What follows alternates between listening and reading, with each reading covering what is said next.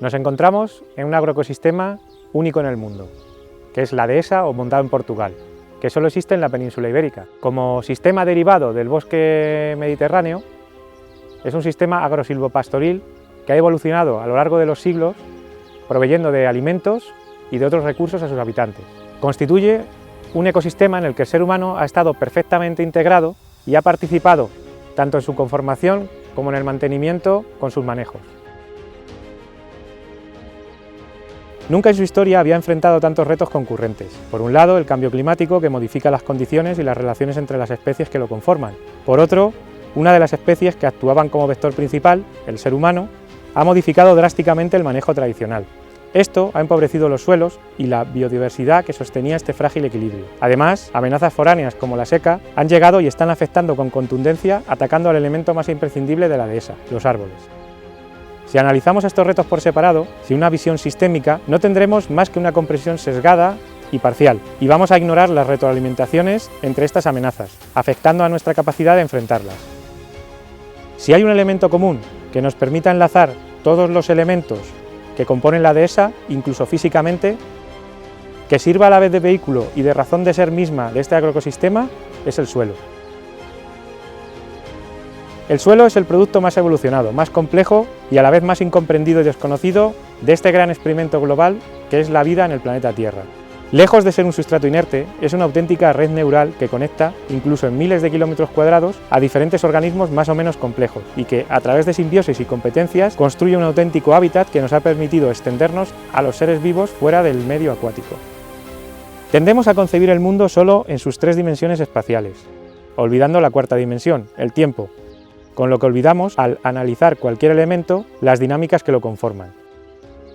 Así, al estudiar el suelo, obviamos que es el producto de factores físicos y químicos, pero hablando de fertilidad, sobre todo biológicos. Así, hay que entenderlo como un proceso y no como un ente estático. Basta con pasear por la dehesa y observar cómo el testigo de la formación del suelo pasa por árboles, matorrales, herbáceas, aves, ganado, colémbolos, escarabajos, lombrices, hongos, actinomicetos, bacterias y otros miles de organismos en un proceso infinito de construcción y deconstrucción de la materia orgánica. Así, los desechos de unos son el alimento de otros y el resultado de su acción favorece la presencia de unos u otros. Hablar de suelo es hablar de vida. En un gramo de suelo fértil podemos encontrar millones de bacterias, hongos y otros cientos de miles de microorganismos. Si pesáramos los microorganismos de una hectárea de suelo bien nutrido, obtendríamos 40 toneladas. No estamos hablando de un elemento de poco peso, precisamente.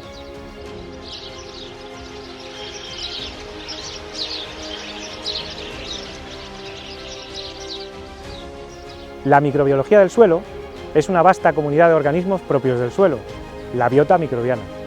Es el agente que conecta a los minerales con la materia orgánica. A su vez, construye la base para un suelo fértil, el proceso de humificación, la creación del humus, que es la fracción de la materia orgánica más estable y que además constituye el reservorio más importante de nutrientes a los ecosistemas terrestres.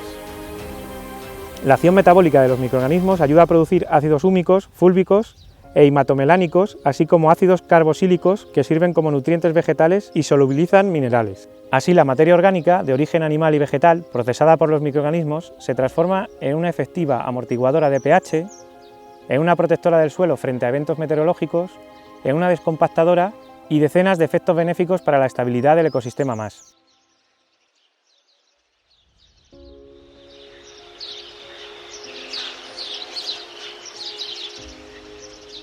Debido a la inmensidad de la microbiología y mayormente a su complejidad, que incluye varios reinos, vamos a realizar una clasificación pragmática enfocada a promover la microbiología en el suelo, atendiendo a sus necesidades. Primeramente, vamos a distinguir bacterias, actinomicetos, hongos, algas, virus y protozoarios. Distinguiremos entre heterótrofas, autótrofas y parasitarias. Vamos a separar entre aerobias y anaerobias, dado que es necesario para su cultivo conocer su necesidad de aire para sobrevivir. También entre psicrófilas, mesófilas y termófilas, para conocer la temperatura a las que podemos reproducirlo. La mayoría de las bacterias del suelo que son importantes para las plantas son heterótrofas, aerobias y mesófilas, por ejemplo. Entre las funciones que cumplen asociadamente en los procesos de transformación del suelo están El suministro directo de nutrientes, como la fijación de nitrógeno. La transformación de compuestos orgánicos que la planta no puede absorber a formas inorgánicas que sí pueden ser asimiladas, es decir, la mineralización, como las proteínas, aminoácidos y nitratos. La solubilización de compuestos inorgánicos para facilitar la absorción por las plantas, como el fosfato tricálcico a fosfato monocálcico. Los cambios químicos con procesos de oxidación y reducción, por ejemplo, el azufre mineral a sulfato o la oxidación de nitrógeno amoniacal a nitrato. El aumento del desarrollo y la capacidad radicular de las plantas, mejorando la asimilación de nutrientes, la capacidad de campo y el desarrollo vegetativo. Las reacciones antagónicas, parasitismo y control de fitopatógenos. La mejora de las propiedades físicas del suelo. Dentro de los beneficios para la dehesa tenemos que contemplar el uso animal. Muchos de los preparados son utilizables directamente en su alimentación, bien directamente en el suelo a través del pasto o bien en alimentación de apoyo. Para las tierras de cultivo es recomendable. Las semillas para los cultivos forrajeros o de otra clase que se utilizan en la dehesa pueden ser inoculados desde la semilla. Esta estrategia de refuerzo de la microbiología del suelo caería en saco roto si no tenemos unos manejos que apoyen estos preparados. Por ejemplo, una ganadería con un pastoreo racional y regenerativo y un equilibrio entre minerales, materia orgánica y los microorganismos.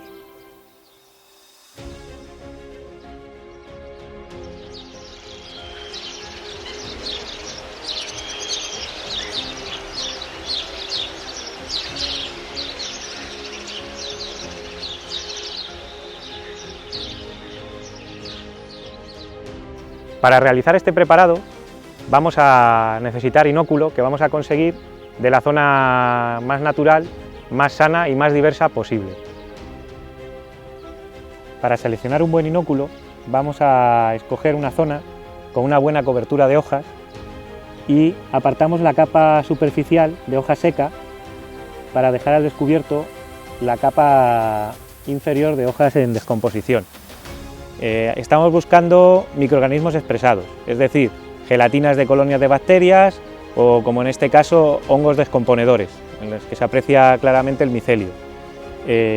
Para otros preparados vamos a utilizar este material, pero para este preparado en concreto vamos a utilizar la capa que está debajo de estas hojas en descomposición. Necesitamos 100 gramos de este mantillo, de este suelo fértil de debajo de las hojas.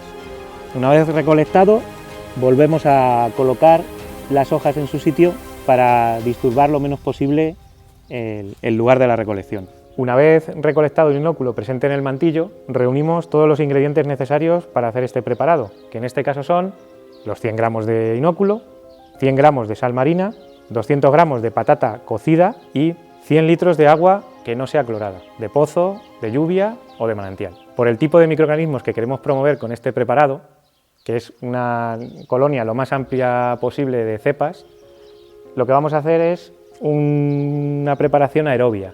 Además, la gran mayoría de los que vamos a activar de esta manera son mesófilos, es decir, se mueven en un rango de temperaturas entre 15 y 40 grados, y además son heterótrofos, es decir, se alimentan no a partir de su propia acción, sino de otros elementos, ¿no? Para elaborar el preparado, primeramente vamos a disolver la sal marina en agua. Es importante que sea sal marina para aprovechar los más de 80 minerales que contiene, así que vamos a evitar la sal refinada de mesa.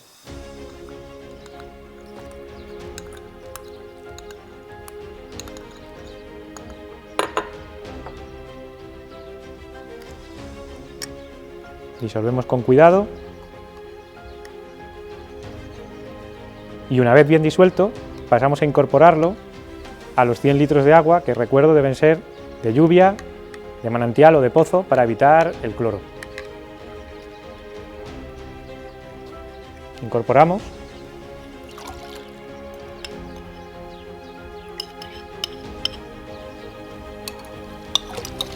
terminamos de llenar hasta completar los 100 litros. Una vez hecho esto, cogemos un lienzo, un calcetín, cualquier material poroso que permita que el almidón y los azúcares de la patata que es lo que vamos a aprovechar para alimentar a los microorganismos, puedan pasar al agua, que sería el medio de cultivo. Entonces, atamos bien el lienzo y pasamos a disolver lentamente la patata. Les damos un masaje y que lentamente vaya pasando al agua. Cuando comprobemos que está totalmente deshecha, procedemos a coger otro lienzo para el mantillo, que va a ser nuestro inóculo. Ponemos los 100 gramos y repetimos el mismo proceso que con la patata. La temperatura ideal del agua sería de 24 grados, aunque funciona a partir de 18 y hasta más o menos 32. Vamos incorporando lentamente y una vez incorporado vamos a esperar entre 3 y 6 días. Una vez que se forme una costra de burbujas en la superficie es el momento óptimo, que es el de máxima actividad de los microorganismos.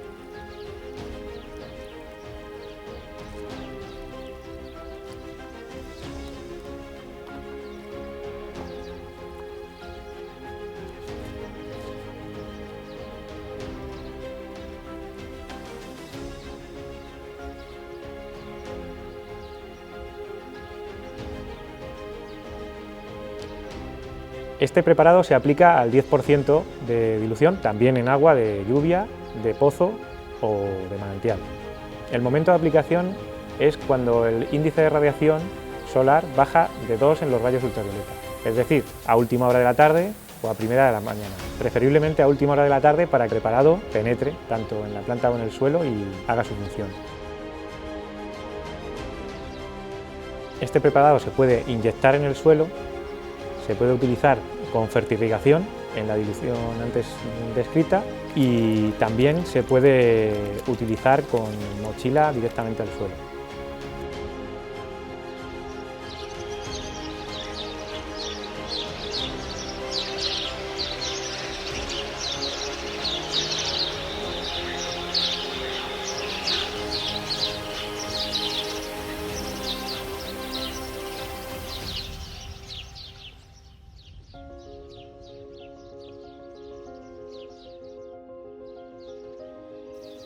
Para la realización de este preparado vamos a recoger el inóculo de la rizosfera, que es la zona de contacto entre la raíz de una planta o un árbol con el suelo, de la familia de las leguminosas o de las gramíneas.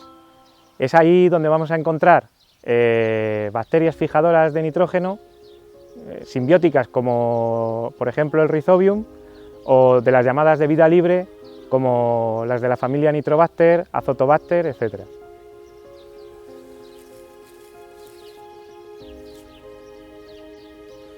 Necesitamos 200 gramos de raíz que vamos a sacar de forma delicada para no romperla y evitar que se pierda el valioso inóculo.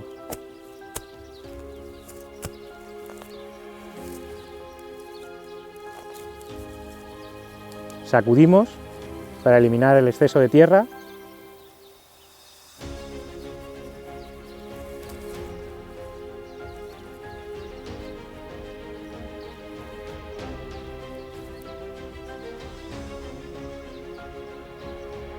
Una vez recogida la raíz,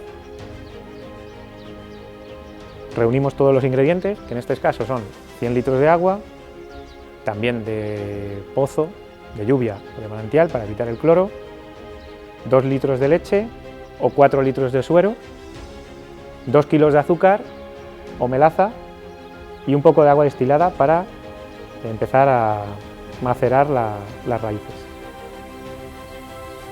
En este preparado el método va a ser también aerobio, es decir, lo vamos a hacer en presencia de aire sin necesidad de un sello de agua u otro sistema para garantizar que sea hermético.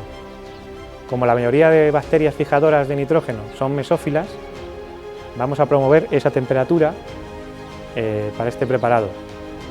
Y lo que estamos promoviendo además son bacterias de tipo simbiótico como el Rhizobium y otras heterótrofas. Empezamos eliminando el exceso de tierra y cortando las raíces, añadiéndoles a un almírez, un mortero que contenga agua destilada.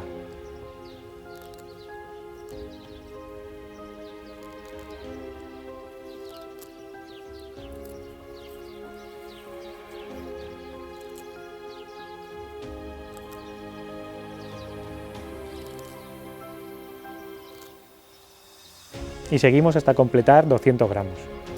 Una vez conseguidos los 200 gramos, vamos majando poco a poco.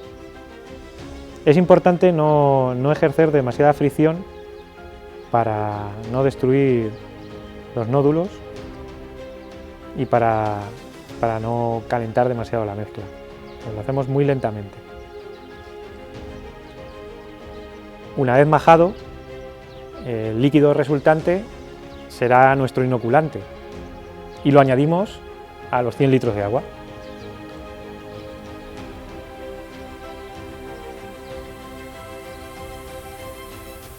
Y repetimos hasta completar los 200 gramos.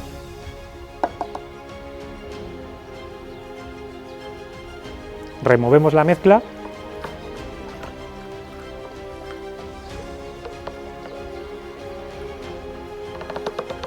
y vamos a remover cada vez que añadamos un ingrediente.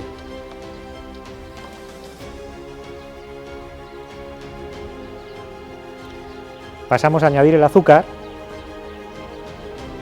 que va a ser el alimento, igual que el agua es el medio.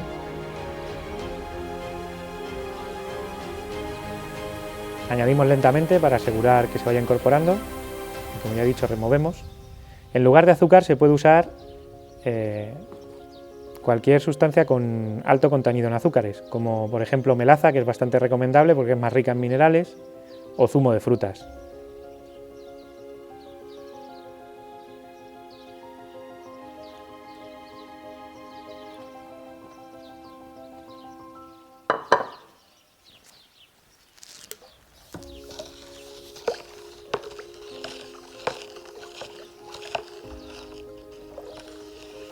Una vez disuelta el azúcar,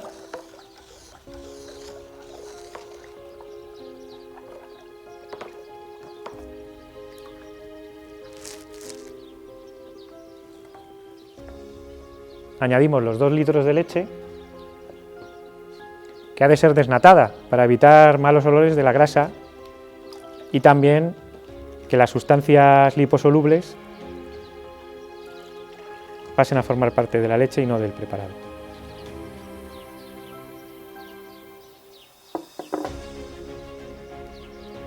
Y removemos de nuevo. Con la leche también aseguramos que haya acidófilos en la preparación, que son microorganismos que trabajan muy bien en conjunto con las bacterias fijadoras de nitrógeno.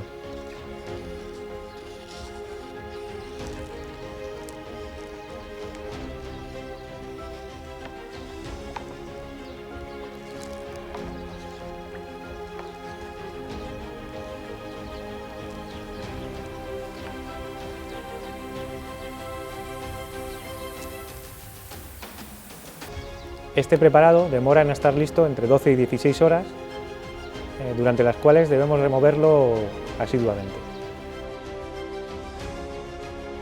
Su aplicación es al 5% de dilución y se puede aplicar directamente al suelo. En lugar de remover, en este preparado se puede utilizar una bombita de acuario para airearlo, aunque personalmente no me gusta porque se destruyen demasiados aminoácidos, vitaminas y enzimas.